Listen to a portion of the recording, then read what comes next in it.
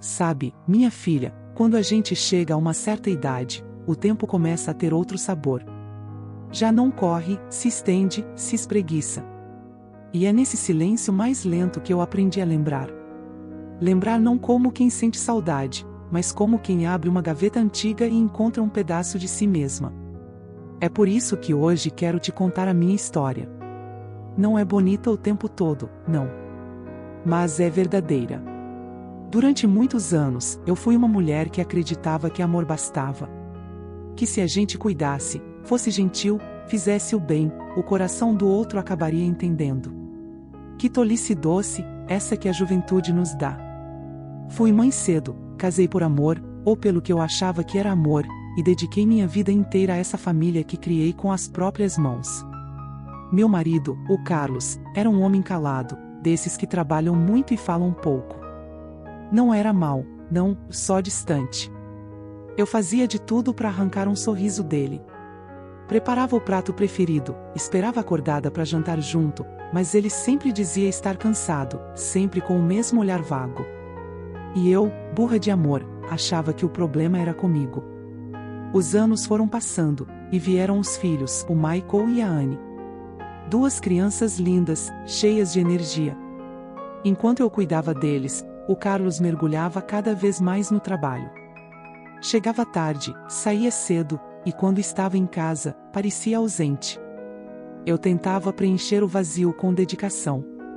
Dobrava as roupas dele com carinho, deixava bilhetes, fazia promessas para mim mesma: vai melhorar, ele só precisa de tempo. Mas o tempo não trouxe melhora. Trouxe indiferença.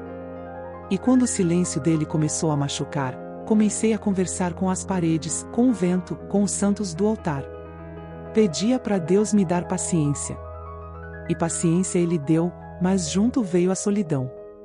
Meus filhos cresceram nesse ambiente de frieza. Tentava ser uma ponte entre eles e o pai, mas percebia nos olhos do Michael o mesmo distanciamento que via em Carlos. Já a Anne era diferente. Tinha um coração aberto, curioso, e perguntava tudo. Era ela quem me ouvia quando eu precisava desabafar, mesmo ainda criança. Os anos correram como correm para todo mundo, sem pedir licença. Até que um dia o Carlos se foi. Um infarto, rápido, sem adeus. Lembro que quando o médico me deu a notícia, eu chorei, claro. Mas era um choro confuso. Doía mais o vazio do que a perda. Porque, no fundo, ele já não estava ali havia muito tempo. Depois da morte dele, o silêncio da casa ficou mais pesado. O Michael já era adulto, casado, com filhas. A Anne morava em outra cidade. Fiquei sozinha naquela casa grande, cheia de memórias e fantasmas. E foi aí que a vida começou a me ensinar as lições mais duras, aquelas que a gente só aprende quando não tem mais ninguém para segurar a mão. Comecei a notar que as ligações diminuíam, as visitas rareavam. No começo, me dizia que era correria, que a vida moderna era assim. Mas lá no fundo eu sabia, eu tinha deixado de ser prioridade. Um dia, criei coragem e liguei pro Michael. Disse que queria ver as meninas, minhas netas. Ele respondeu com pressa: "Ah, mãe, tá complicado agora. A Laura, a esposa dele, anda muito ocupada, e as meninas têm escola, atividades, depois a gente vê." Depois. Essa palavra é uma sentença. Depois quase sempre quer dizer nunca. Anne, ao contrário, tentava manter contato. Mandava mensagens, perguntava se eu precisava de algo. Mas eu, orgulhosa, respondia sempre o mesmo: "Tá tudo bem, minha filha. A mãe tá bem." Mentira. Eu não estava bem. Tinha dias em que o silêncio me apertava tanto que parecia físico, como uma mão no peito. Um dia, o telefone tocou. Era o Michael. A voz dele soava fria. "Mãe, estamos indo passar uns dias aí. Precisamos conversar." Fiquei feliz, claro. Preparei a casa como se fosse Natal. Fiz bolo, troquei as flores, até passei perfume nos lençóis do quarto deles. E quando chegaram, abracei cada um como quem tenta guardar o momento dentro do peito. Mas a conversa que veio depois não era o que eu esperava. Michael e a esposa sentaram à minha frente com aquele ar sério, ensaiado. Mãe, a gente acha que a senhora não pode mais morar sozinha. Está ficando difícil, não é? A casa é grande, a senhora já não tem tanta energia. Fiquei calada. Ouvir aquilo foi como levar um golpe.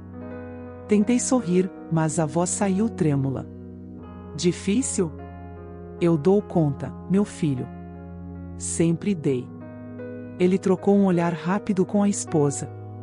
A gente pensou em algo melhor para a senhora. Há um lar de idosos muito bom, moderno, com enfermeiras e tudo mais. Lá a senhora vai ter companhia, cuidados. Senti as palavras como pedras.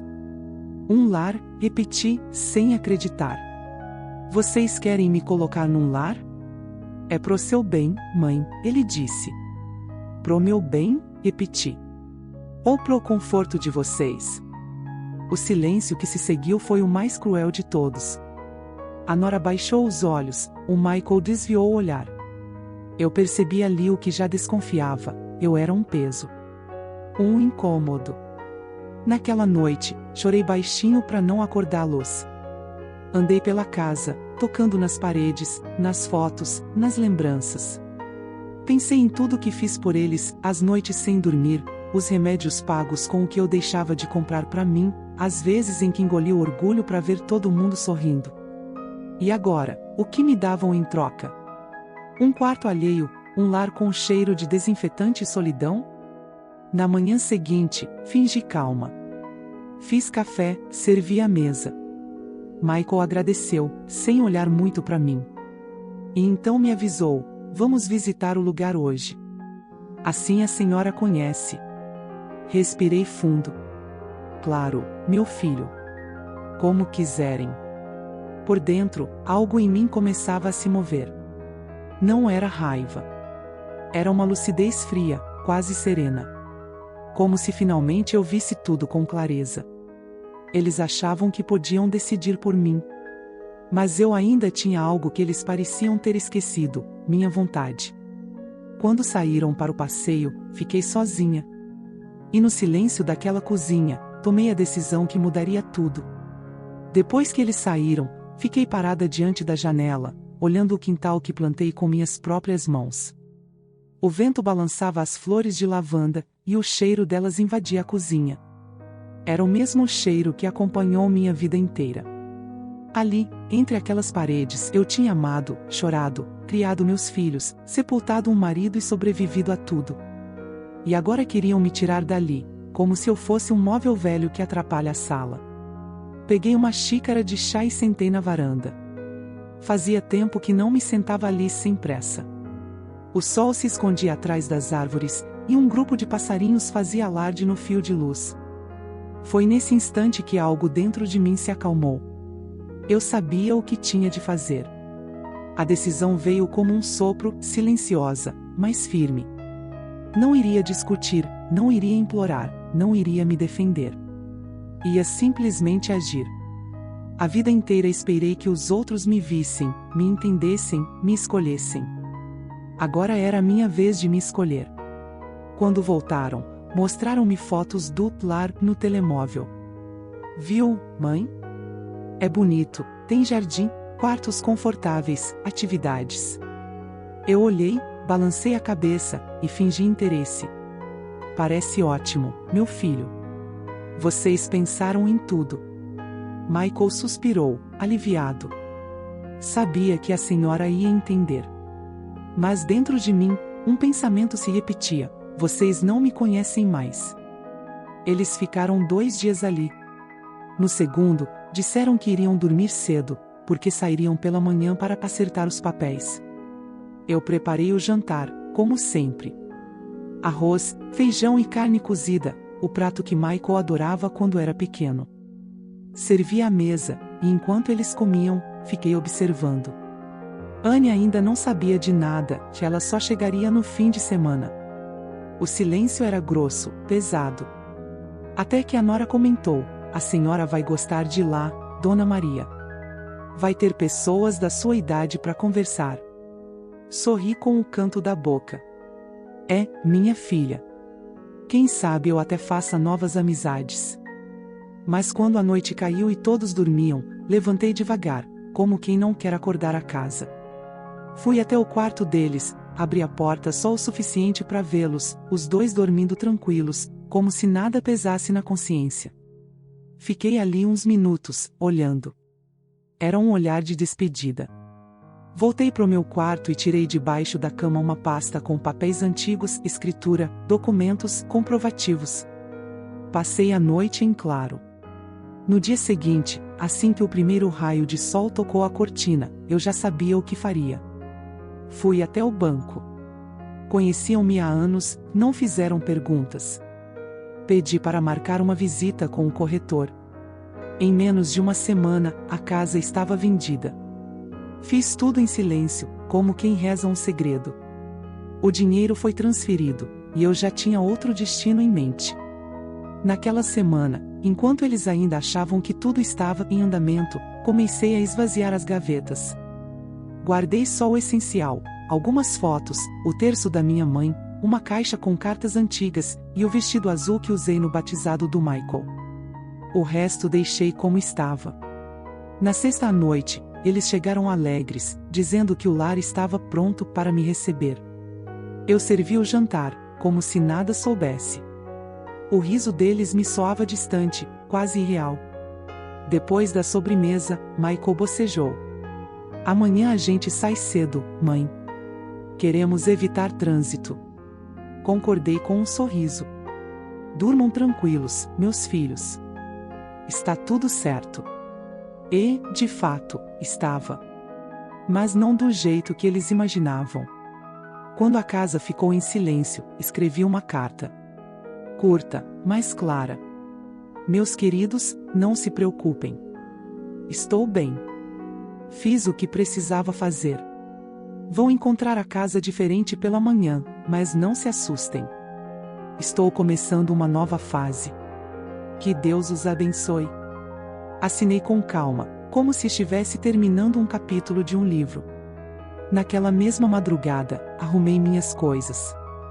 Coloquei tudo numa mala pequena, leve, como quem finalmente se livra de um fardo.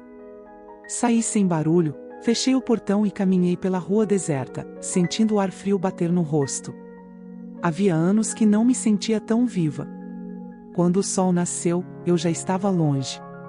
Peguei um autocarro para uma pequena cidade litorânea onde sempre sonhei morar. Não levei rancor comigo, só um desejo profundo de paz. Na manhã seguinte, enquanto eu caminhava na areia, imaginei o rosto do Michael ao acordar e perceber o que fiz. Ele sairia do quarto, chamaria meu nome, e em seguida veria os papéis da venda sobre a mesa. Lá, tudo explicado, a escritura transferida, as contas encerradas, a casa vendida, e nenhum endereço deixado. Não fiz aquilo por vingança. Fiz porque compreendi, tardiamente, que amor não é aceitar tudo. Amor também é dizer basta.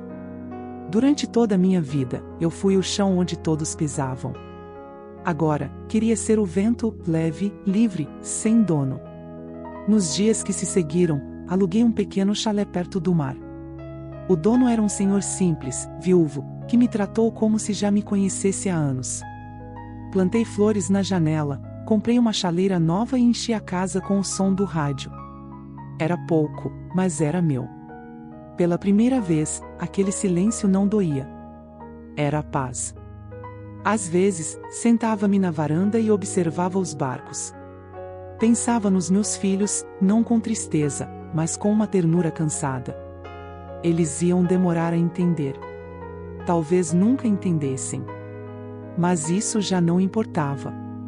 Eu não queria mais ser compreendida, só respeitada. Anne acabou por me encontrar meses depois. Um dia, apareceu na porta com lágrimas nos olhos. Mãe, por que foi embora assim? Respondi com calma, porque precisava me lembrar de quem eu era antes de ser mãe, antes de ser mulher de alguém. Precisava ser só eu. Ela me abraçou tão forte que senti o coração dela bater contra o meu. Eu entendo agora, disse baixinho.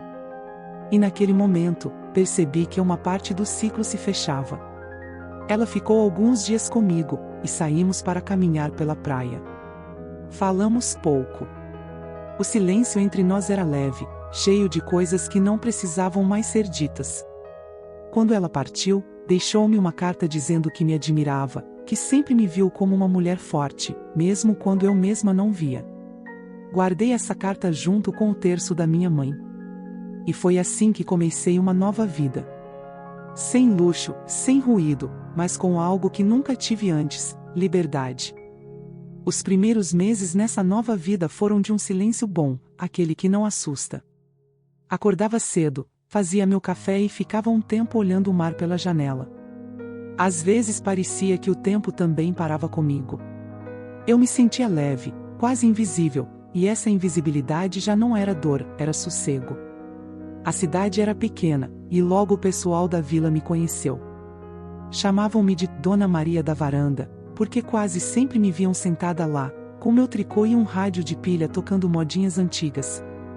As crianças da rua passavam para pedir bolo, e eu fazia questão de dar. Gosto de ver criança comer bolo. É um tipo de alegria simples, limpa. Com o tempo, comecei a ajudar na igreja local, depois na pequena biblioteca comunitária. Lia histórias para as crianças às quartas-feiras. No início, era só para passar o tempo, mas, aos poucos, aquelas vozinhas curiosas começaram a encher os vazios que ficaram dentro de mim. Quando uma criança se encosta no teu braço e pergunta: "Vovó, e depois o que aconteceu?", a gente sente que ainda serve para algo. E isso cura mais do que qualquer remédio. Mas é claro que a paz verdadeira nunca vem sem sombra. Às vezes, à noite, eu olhava para o telefone e pensava em ligar para o Michael. Queria ouvir a voz dele, dizer que estava bem, que não precisava se preocupar. Mas algo me impedia. Não era orgulho, era medo, medo de abrir de novo a porta da dor.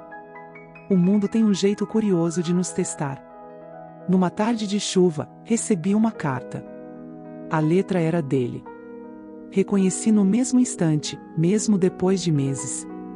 O envelope estava ligeiramente molhado, como se tivesse vindo de longe e sofrido no caminho. Abri devagar, e antes mesmo de ler, senti o coração acelerar. Mãe, não sei se vai ler isto.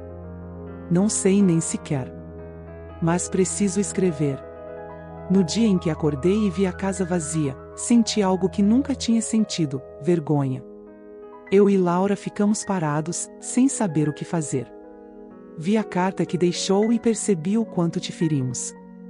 Demorei, mãe. Fui cego. Por anos, achei que cuidar era mandar, que proteger era decidir pelos outros. Fiz contigo o que o pai fez conosco, calar os sentimentos e fingir que estava tudo certo. Agora vejo que te deixei sozinha quando mais precisavas de mim. Não sei onde estás, mas espero que estejas em paz. Com amor. Michael. Dobrei a carta com cuidado. As lágrimas vieram mansas, não por raiva, mas por alívio. Ele tinha entendido. Não tudo, mas o suficiente. Guardei o envelope dentro de um livro, junto com outros fragmentos da minha história. Os dias seguiram tranquilos. O mar mudava de cor conforme o humor do céu, e eu aprendi a ler o tempo como se fosse um rosto. Quando o vento vinha forte, eu ria sozinha: hoje ele está zangado. Quando vinha manso, respondia: hoje está de bem comigo. Um sábado de manhã, batiam à minha porta. Abri e levei um susto, era ele. Michael. Estava mais magro, o cabelo grisalho, o olhar cansado. Por um instante, não consegui falar. Ele também não. Ficamos ali, apenas a olhar um para o outro. Depois, ele murmurou: "Posso entrar?" Assenti, e o tempo pareceu voltar atrás. Fiz café, servi bolo, o mesmo que fazia quando ele era pequeno. O cheiro da cozinha pareceu reconhecer o momento. "Demorei para vir", disse ele, mexendo no café. "Achei que a senhora não ia querer me ver." "Eu quis, sim", respondi. Só não sabia se devia querer. Ele respirou fundo. "Laura não está mais comigo. As meninas estão grandes."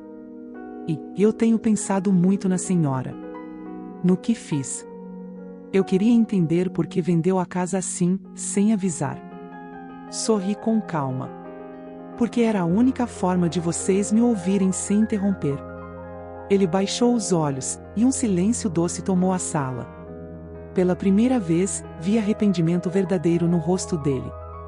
Não aquele arrependimento que pede desculpa por obrigação, mas o que nasce da compreensão. Conversamos por horas. Ele contou-me sobre o trabalho, sobre as filhas, sobre como a vida andava diferente desde que leu a carta.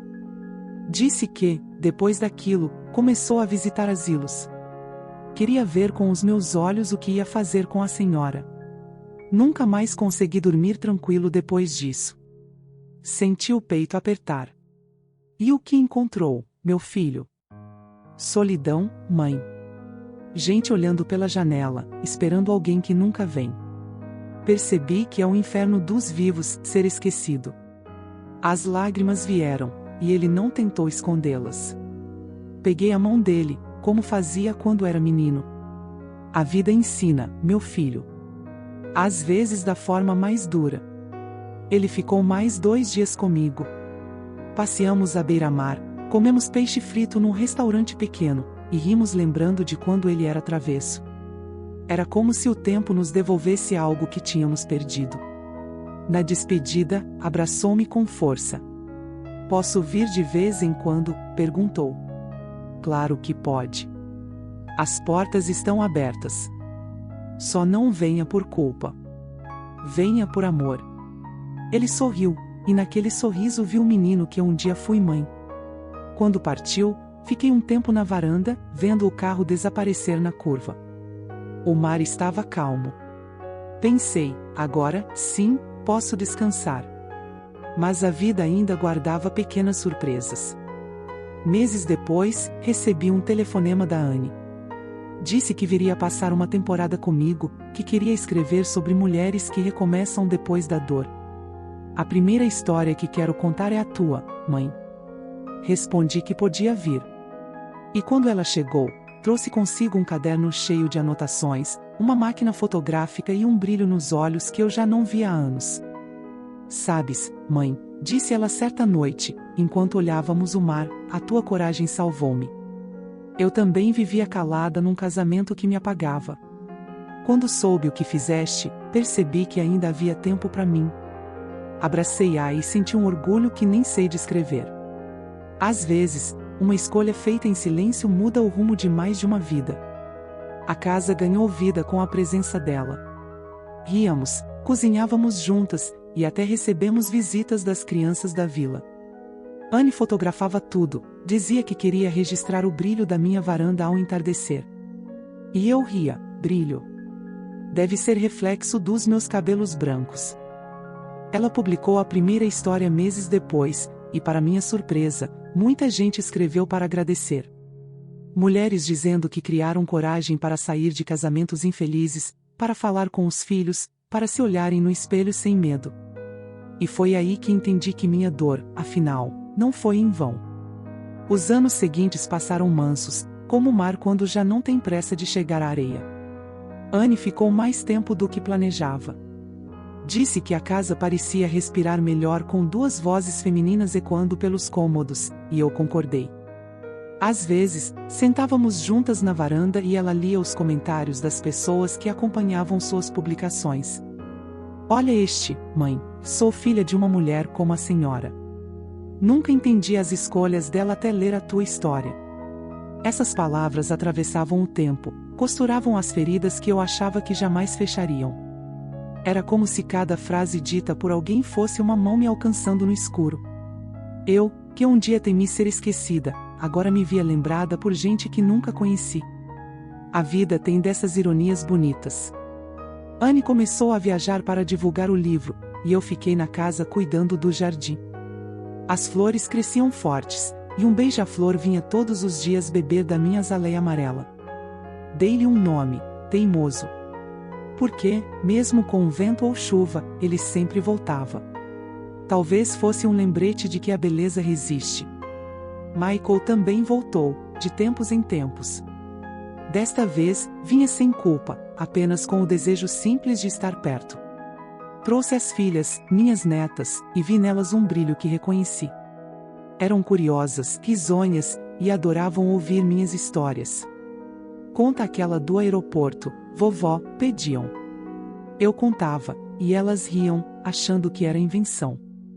É curioso como o drama de uma geração vira lição leve para a seguinte. Uma noite, depois de o sol se esconder e o mar virar espelho de prata, sentei-me sozinha na varanda.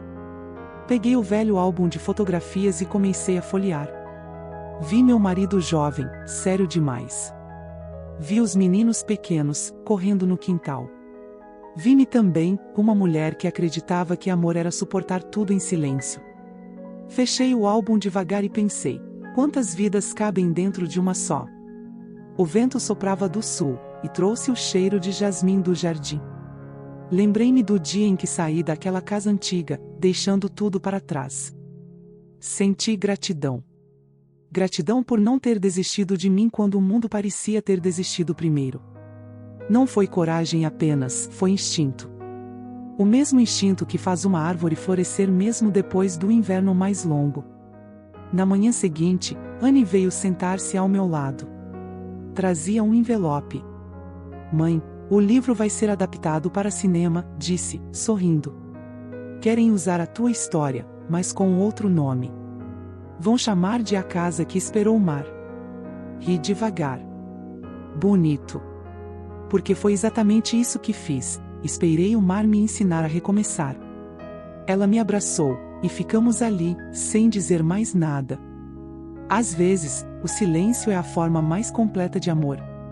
Com o tempo, as visitas foram ficando mais espaçadas.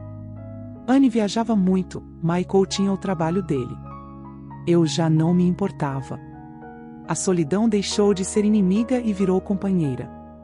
Aprendi a conversar com o vento, a rir dos passarinhos que roubavam as migalhas da mesa, a cuidar do tempo como quem cuida de uma planta rara. Um dia, recebi uma carta diferente, vinha assinada por uma mulher chamada Rosa. Ela dizia, sou enfermeira num lar de idosos. Li sua história e comecei a ouvir as histórias das senhoras que vivem aqui. Hoje, elas contam suas lembranças toda tarde. O lar ficou cheio de risadas. Obrigada por me inspirar. Guardei aquela carta junto com a do Michael. As duas ficaram lado a lado, como se a vida tivesse encontrado equilíbrio entre passado e futuro. O corpo, claro, já não me obedecia como antes. As mãos tremiam um pouco, os passos eram mais curtos. Mas a cabeça permanecia desperta, e o coração, curioso. Às vezes penso que o segredo de envelhecer bem é nunca perder a curiosidade, continuar querendo saber o que o amanhã ainda guarda, mesmo que o amanhã venha devagar. Certa tarde, enquanto arrumava a estante, encontrei uma fotografia antiga. Eu estava sentada num banco de madeira, o pequeno Michael ao meu lado, segurando um balão vermelho. Lembrei-me de como ele chorou quando o balão escapou e subiu ao céu. Disse-lhe, não faz mal, meu filho. Às vezes, o que a gente perde é o que ensina a olhar para cima. Engraçado como certas frases só ganham sentido depois de uma vida inteira.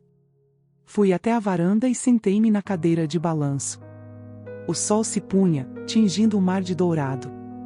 Pensei em tudo o que vivi, o amor, as perdas, as casas, as partidas e os regressos. Cada dor, percebi, tinha vindo ensinar algo que a alegria não saberia explicar. Fechei os olhos e respirei fundo. Senti o cheiro do bolo assando na cozinha, o som das gaivotas ao longe, o ritmo suave das ondas. A vida, afinal, é feita desses pequenos sons que nos lembram que ainda estamos aqui. E, por um instante, tive certeza de que não estava sozinha. Senti o toque de quem já partiu, a presença de quem ainda vive em mim. Abri os olhos e murmurei, obrigada. Porque tudo, o abandono, o perdão, a solidão e o amor, fez parte da mesma história. Uma história que começou com lágrimas, mas terminou com paz. Agora, quando alguém me pergunta se me arrependo de ter ido embora naquela noite, sorrio e respondo, não. Eu apenas voltei para casa. A casa que sempre esteve dentro de mim. E fico ali, olhando o horizonte. O mar continua a mudar de cor, como sempre fez, e o vento ainda traz o cheiro das lembranças. Mas dentro de mim, tudo está calmo. Tudo encontrou o seu lugar. Talvez seja isso que chamam de liberdade. Ou talvez seja apenas o jeito que o coração encontra de dizer: cheguei até aqui,